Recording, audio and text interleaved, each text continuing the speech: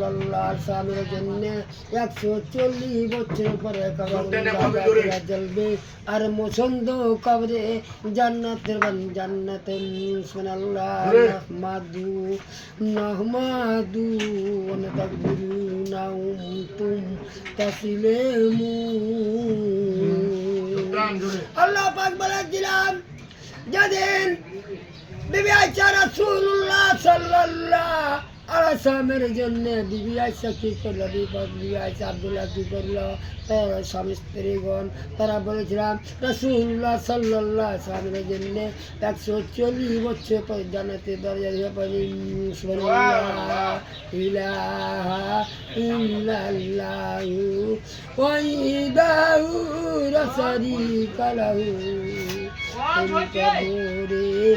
যাতে হবে বাপ মায়ো ছাড়িয়া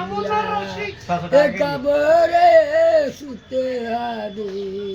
জীবন জীবন জান্নাতি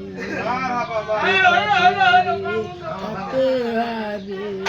জান্নাতে কবরে থাকতে হবে জান্নাতের দরজা জান্নাত নিতে গেলে পারে কোরআন সিরেত হাতে নিয়া মসজিদের ঘরে নামাজ পড়তে হবে।